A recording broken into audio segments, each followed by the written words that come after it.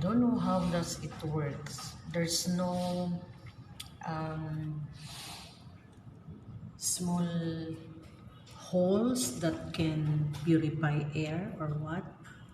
I don't know. I will just put it on the plug and the lights on. That's all.